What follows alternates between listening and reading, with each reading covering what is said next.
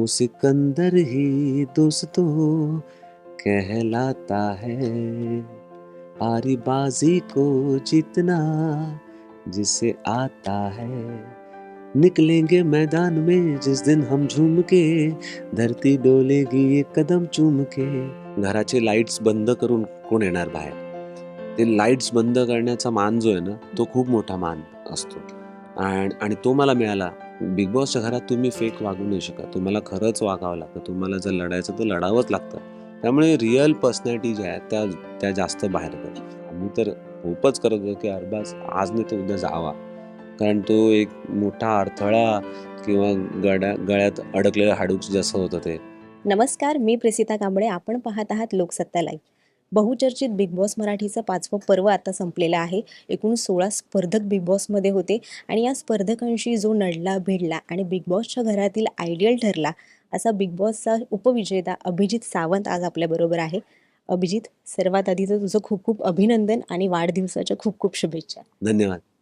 माझी पहिली प्रतिक्रिया म्हणजे प्रेक्षकांची मनं तू जिंकलीस, पण थोडक्यासाठी संधी हुकली ट्रॉफीची, तर त्याबद्दल काय बोलशील? हो, एक थोडीशी खंत राहिलेच मनात, की ट्रॉफी उचलू शकलो नाही बिग बॉस मराठीची.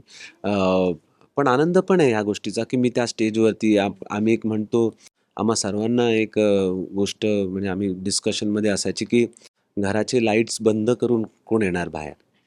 ते लाईट्स बंद करण्याचा मान जो आहे ना, तो खूप मोठा मान असतो. आणि तो मला मिळाला सूरजबरोबर. त्यामुळे त्याचा पण एक आनंद आहे, त्याचा आनंद आहे. घरच्यांची पहिली प्रतिक्रिया काय होती? म्हणजे स्पेशली तुझी पत्नी आणि मुलींची प्रतिक्रिया काय होती? हां, खूप खुश होत्या मला इथपर्यंत बघून. कारण काय आहे त्यांना पण एवढा भरोसा नव्हता माझ्यावर, की मी मी बिग बॉसच्या घरामध्ये अशा पद्धतीने राहीन, वागेन. मी टेम्परामेंट स्वतःचं जपू शकेन. त्यामुळे मी स्वतःला चांगल्या पद्धतीने प्रूव्ह केलं त्यांच्यासमोर. सूरज जिंकला त्याचं कौतुक होतच आहे. पण त्याचबरोबर एक अशीही चर्चा आहे, की एक सिम्पतीची लाट एक होती, एक सहानुभूती त्याच्या पाठीशी होती. हां, असतं असं. ह्या गोष्टी असतात. मी अगदीच नाकारल्या तर मी म्हणजे खोटाच ठरेन सरळ-सरळ. ती सहानुभूतीची लाट असू शकते याच्या बाजूने आहे पण. आणि त्यात काही वाईट नाही कारण काय आहे ना, आम्ही बिग बॉसमध्ये म्हणायचो पण, की जे लोकं पोहोचले आहेत, ते मग कसेही येऊ दे. कोण झोपत येऊ दे, कोण काही आणि काय मॅनिप्युलेशन करत येऊ दे किंवा काही करत येऊ दे. पण तो तिथे पोहोचलाय ना, मग you have to give the credit to him. त्यामुळे जो माणूस तिथे पोहोचलाय, त्यांना पूर्ण क्रेडिट द्या आणि एक्सेप्ट करा, की तो आहे. त्याच्या हातात जर ट्रॉफी आहे, तर तो विनर आहे. Accept it. कारण तुमचा प्रवास त्या पद्धतीने झालाय. तुम्ही आपल्या गोष्टी आपल्या पद्धतीने खेळलात. त्यामुळे स्वतःवरती प्राउड फील करणं इज मोर इम्पॉर्टंट.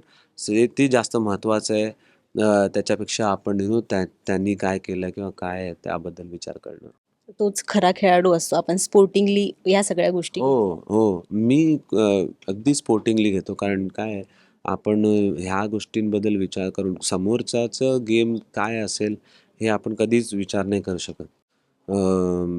तो त्याच्या पद्धतीने गेम पण असू शकतो, वी डोंट नो, आहे ना? त्यामुळे बेटर आहे, की तुम्ही स्वतःबद्दलचा विश्वास चांगला दृढ करा आणि पुढच्या प्रवासाला आणखीन चांगल्या पद्धतीने जगा. तू आणि अंकिता एकाच टीमचा भाग होतात. शो संपता-संपता सुद्धा आम्हाला तुमच्या नात्यातील एक कटुता पाहायला मिळाली. तर त्याचं कारण नेमकं काय होतं? आणि हे जे झालेले गैरसमज जे घरात झाले होते, हां. ते घराबाहेर दूर केले जातील का आता? मला नाही वाटत.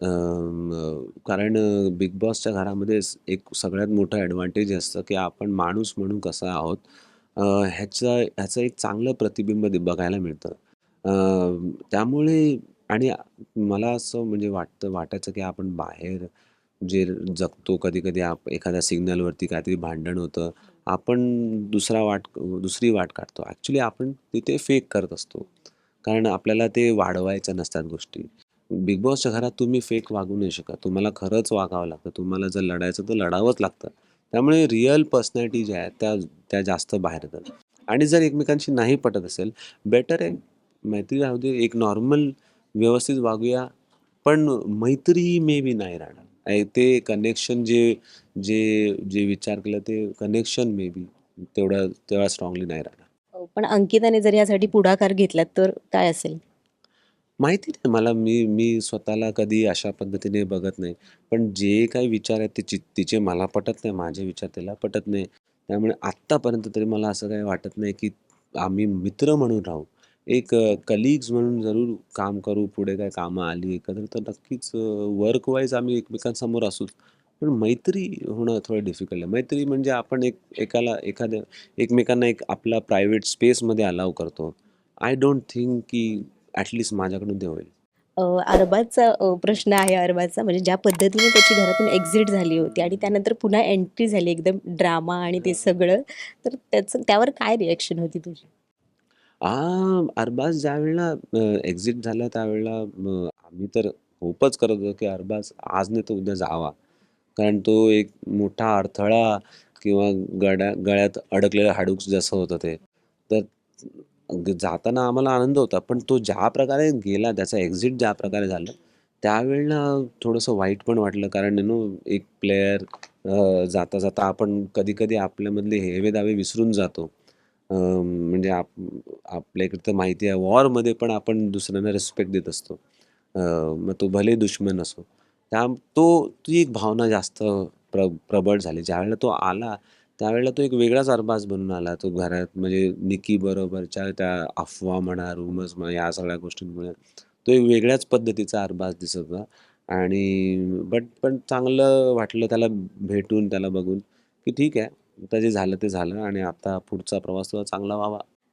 इंडियन आयडल नंतर बऱ्याच वर्षांनी आम्हाला अभिजित सावंत स्क्रीनवरती दिसला बिग बॉसच्या निमित्ताने. हां. तर आता पुन्हा अभिजित सावंतला स्क्रीनवर पाहण्यासाठी प्रेक्षकांना वाट पाहावी लागणार आहे, की काही प्लॅन्स आहेत अजून? नाही, मी तर वाट बघतोय प्लॅन्स काय बनतील माझ्यासाठी. कारण प्रयत्न माझे तर खूप आहेत आता. आता दुसराच दिवस आहे त्यामुळे आता मी प्लॅन्स डिस्क्लोज करू शकत नाही या बोलू नाही शकत. पण as a musician, as a singer मी एवढं प्रॉमिस नक्की करू शकतो, की माझं म्युझिक जे आहे ते लोकांसमोर लवकरच येईल. शेवटचा प्रश्न टॉप 6 चे जे स्पर्धक होते त्यांच्यासाठी एक-एक ओळ जर गाण्याची डेडिकेट करायची झाली तर कोणती करशील? डिफिकल्ट आहे. खूप डिफिकल्ट आहे म्हणजे सगळ्यांसाठी एक-एक ओळ प्रेझेंट करणं. अंकिता, निक्की आणि सूरजसाठी कर फक्त बघ.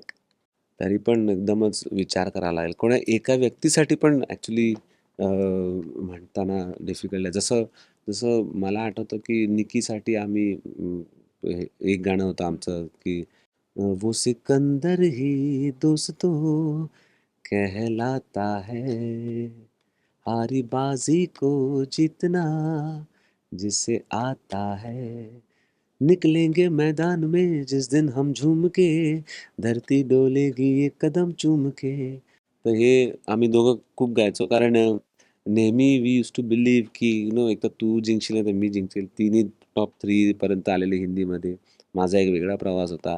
त्यामुळे आपण परत असा पोहोचू याबद्दल एक भरोसा होता. सूरजबद्दल पण काय माहिती नाही. हेच असेल गाणं सगळ्यांसाठी. Thank you Abhijit. लोकसत्ताशी संवाद साधल्याबद्दल आणि पुन्हा एकदा तुला अभिनंदन आणि वाढदिवसाच्या खूप खूप शुभेच्छा. धन्यवाद.